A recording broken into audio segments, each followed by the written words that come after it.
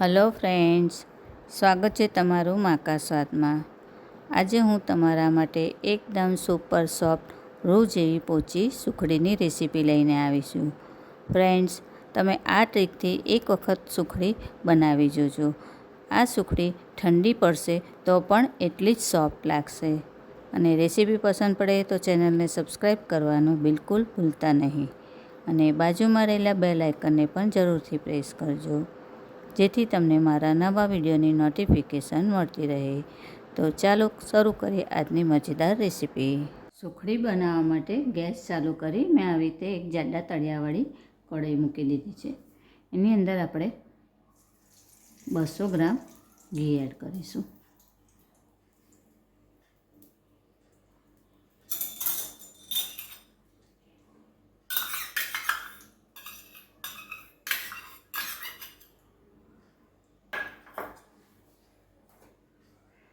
હવે એની જ અંદર 200 ગ્રામ આપણે ઘઉંનો ઝીણો લોટ લીધો છે તે એડ કરીશું।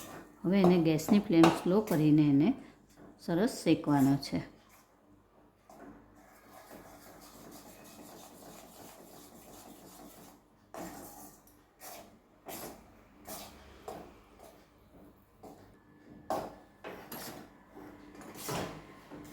આવી રીતે એને સતત હલાવતું રહેવાનું અને શેકતું જવાનું।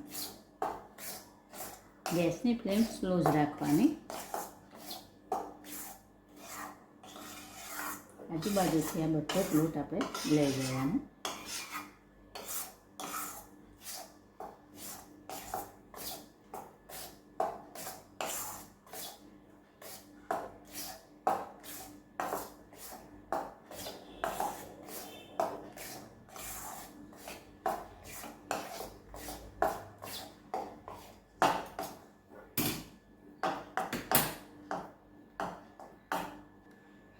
શેકાઈ જશે એટલે આપણો લોટ આવો એકદમ હલકો થઈ જશે અને એકદમ આવો જાળીવાળો થઈ જશે।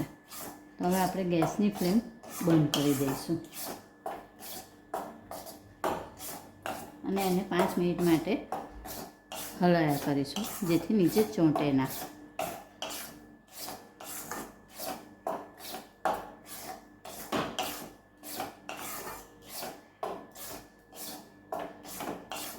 લોટ શેકાશે એટલે એની સુગંધ પણ સરસ આવવા લાગશે અને થોડો કલર પણ એનો બદલાઈ જશે।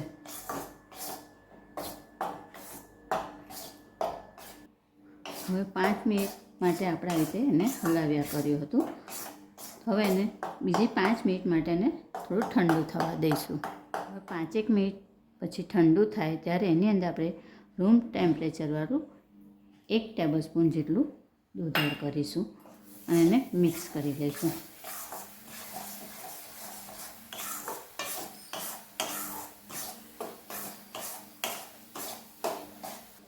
હવે એની અંદર આપણે 200 ગ્રામ ગોળ એડ કરીશું। ગોળને મેં ઝીણો ઝીણો સમારી લીધો છે। ગેસ આપણે ચાલુ કરવાનો નથી। હવે આ પ્રોસેસ આપણે ગેસ બંધ કર્યા પછી જ કરવાની છે।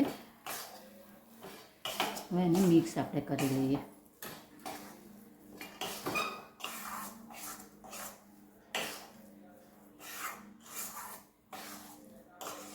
આજુબાજુથી બધો જ લોટ લઈ લેવાનો।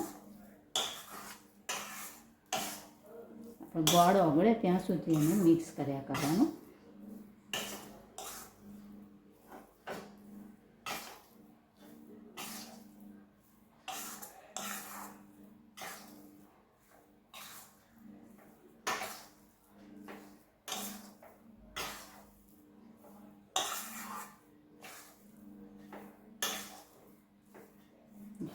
બધું સરસ મિક્સ થઈ ગયું છે। હવે આપણે એને થાળીની અંદર સ્પ્રેડ કરી લઈશું। થાળીને મેં ઘીથી ગ્રીસ કરી લીધી છે, એની અંદર આપણે પાથરી દઈશું।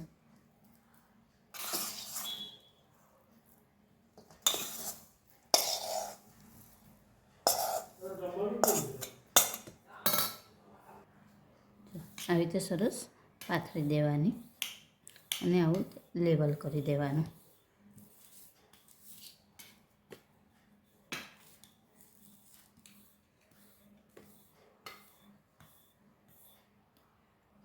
હવે આપણી સુખડી ગરમ હોય ત્યારે જ એની અંદર આપણે કાપા પાડી લેવાના છે.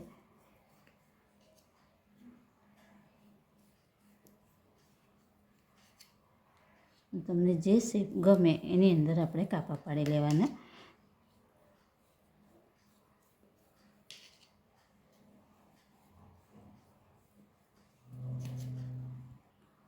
આવી રીતે મેં સ્ક્વેરમાં કાપા પાડી દીધા છે. તો આપણે 10 મિનિટ માટે હવે એને થોડી ઠંડી થવા દઈશું. 10 મિનિટ પછી એક પીસ આપણે ઉખાડીને જોઈ લઈશું.